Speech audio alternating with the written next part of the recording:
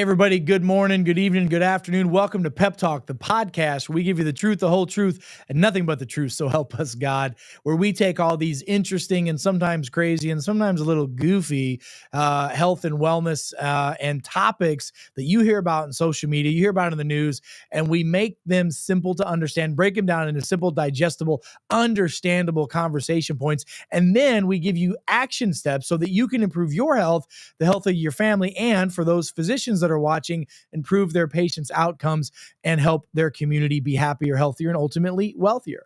I'm your host, Dr. Eric Naputi. I'm a functional medicine and functional neurology doctor that helps patients get to the root cause of their problems, and I train doctors all over the globe to help their patients do the same. We're going to go down a journey today. It's that time of the year again where I'm getting questions all the time. Flus, colds, what do I do? You know, it's kind of like lions, tigers, bears, oh my, rotavirus, flu virus. What do we do? It's not that difficult. Don't freak out. Remember, 40 plus million Americans get diagnosed with the flu every year. There are probably hundreds of millions of more that are exposed to flus and colds globally. They don't even know that they have it. And it's really not that big of an issue. It's actually very simple. The reason why we have so much concerns about it, well, is because, how do I say this? Fear pornography is the common marketing propaganda that's being used to sell dope, drugs, and etc. to you and other consumers that, well, may not know any better. What if I told you there were safe, effective, affordable, and clinically proven ways to help your body deal with these times of the year? By the way, flu and cold season is nothing more than cold outside season. What do I mean by that? Well, when it's cold outside, there's more viral load inside. We have something very commonly known as the winter burden. Every year, everybody has a winter burden where we have less exposure to sunshine, which is really important because our body needs that to keep viral load and bacteria down, and makes vitamin D, the sunshine vitamin, that's one of the, if not the most important nutrient in the human body. What else do we do? We're inside under fluorescent lights all day long that zap our energy and zap our immune system function. What else is wrong with us during this time of the year? Listen, during the flu and cold season in North America, it's Halloween, it's Thanksgiving, it's New Year's, Christmas, Hanukkah, all the holidays where we eat the foods that cause us to be fat, sick, and nearly dead more than normal, right? I mean, it is what it is. And that's the combination that we have. And what if there were ways and things you could do to help with this? So when flu and cold season strikes, there are natural remedies that are out there that are best defenses and help speedy recoveries. But I need you to understand that the symptoms that you have during flus and during colds, these expressive forms of healing, are not necessarily bad. Fevers and body aches and runny noses and even diarrhea and vomiting are actually beneficial things for the human body. So feed the body the things that it needs to, accelerate the healing process.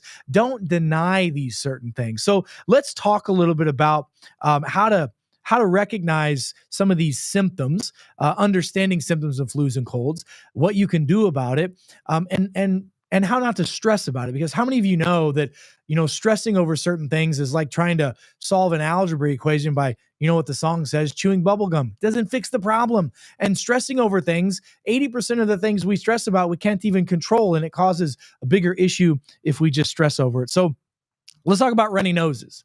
Is a runny nose a good thing or a bad thing? Nobody wants a runny nose, but normally a runny nose is a histamine response secondary to some type of an allergen or some type of an adjuvant in the sinuses, an irritant rather in the sinuses. And the sinuses are trying to drain. It's a water fountain turning on, trying to wash out the crud out of the system. That's why when you have a runny nose, we recommend helping the body get the stuff out. What can you do to help with that? Sinus rinses. I'm a big fan of sinus rinses, and I'm a big fan of using either vaporizers, even if it's just like a Vicks vaporizer type machine, a humidifier machine, or even a nebulizer, where we can get in the endonasal passage good nutrients that we know that can knock out some of these supposed infections or allergens. And some of these are things like what? Like salt water. You guys know you get these little NeilMed sinus rinses or these, rinses you put up your nose. Most of it is nothing more than just salt water. So we make our own. We use organic sea salt. We put it in a sinus rinse. I usually use a little bit of hydrogen peroxide. We use a little bit of silver. Silver is a natural antibiotic. You can buy it over the counter. Silver's been used for generations, right, to help people. And it's a natural antibiotic, a natural antiviral, and it doesn't destroy the normal, good, healthy microbiome in the body. It's what the good Lord put on the earth for us to use as one of the many natural antibiotics that are out there. So runny nose flushes out trapped viruses and bacteria. Number 2, fevers. A fever is to kill off bacteria from regenerating and helping keeping viruses from replicating. Fevers are good. Did you know that most people who give themselves or their children antipyruvates, which are fever-reducing medications, can actually prolong, which means increase the length of, the time of a sickness? Yes, that's right. Research shows that taking antipyruvates can lengthen the duration of a flu or a cold by 3 to 5 days. So you've watched too much General Hospital soap operas that says, little Johnny's got a fever, he's going to have a seizure and die. That is not the case. Now, if a seizure is above 105, then we start to get a little concerned. By the way, that's 105 with a thermometer done rectally or even in the ear with a very precise digital thermometer. There is so much mass hysteria about fevers. So you know what we do? You know what we train our patients to do and we tell our communities to do? You have a fever, get in the sauna, get in the hot tub, get in a hot shower, a hot bath, and let that body heat up. Why? Because when you heat that body up, you're going to break that fever. And when you break that fever, you're going to stop the viruses from regenerating and the bacteria from growing. It's common sense, but common sense, folks, ain't that common. What about diarrhea? Diarrhea is the body trying to evacuate the toxins out of the body. Look, and here's the thing. Did you know that many people have months, years, or decades of compacted fecal matter, which houses horrible bacteria, viruses, fungus, parasites, and etc., and it traps between the lining of the intestines and the fecal matter inside your gut lining, and that bacteria needs to come out. So a lot of times when you start taking the right probiotics, the right supplements, eating the right foods, your body might have a couple days of diarrhea. Why? Because you finally got the good stuff in to push the bad stuff out. And sometimes when we eat foods that are problematic or have bad bacteria or something wrong in it, our body's going to expel it through throwing it up or having diarrhea. It's very healthy for the body. Now, we don't want to have diarrhea all the time. And yes, it can cause us to be raw. And yes, it can cause issues with, our rectal area. But normally, a couple days are not an issue. Not an issue at all, okay? And there are things that you can do if you do have diarrhea to minimize it. You've heard of the brat diet, right? I'm not a big fan of bread, but you can have some bread. A lot of times I'll tell people to get some fiber. Go get some fiber supplements to help clump up the fecal matter a little bit so it's not running. The second thing you can do is rice. I'm not a big fan of white rice or even brown rice, but wild rice is really usually healthy and beneficial as long as it's organic. You can even have some bananas, right? Those kinds of things can help thicken up the fecal matter so you don't have the diarrhea all the time.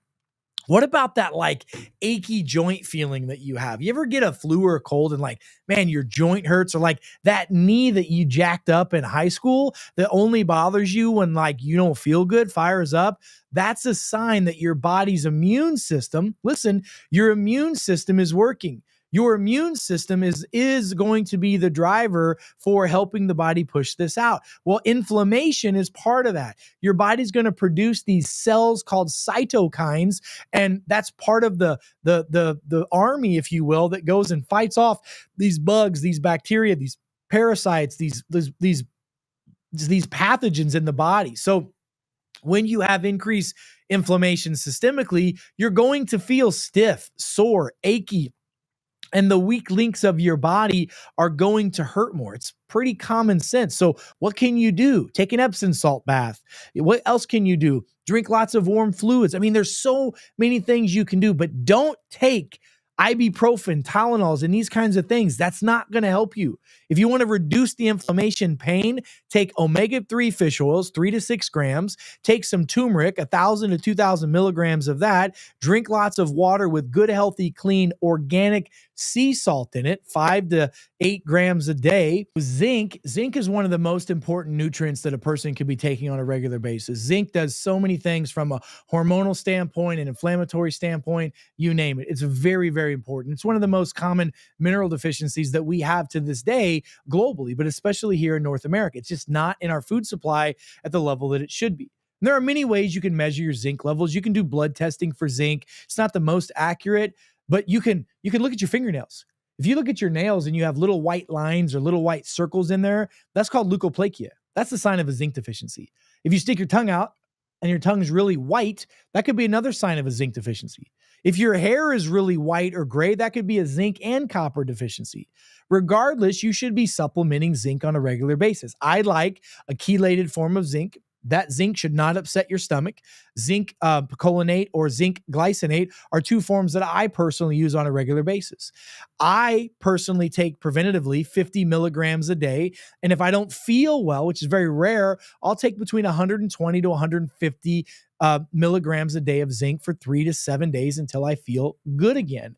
Zinc is very, very powerful. It's very powerful for the immune system, and it has been shown to reduce the length and duration of flus and colds. Nebulizers. I talked about this before. Nebulizing with silver up the nose, in the mouth, because in the endonasal passage where the back of the nose and throat come together, that's where a lot of the viral load will stick. It'll live there. Bacteria and fungus and mold all lives in that region of our body. So if we can get our exposure to antiviral, antiparasitic chemicals and compounds, that can help.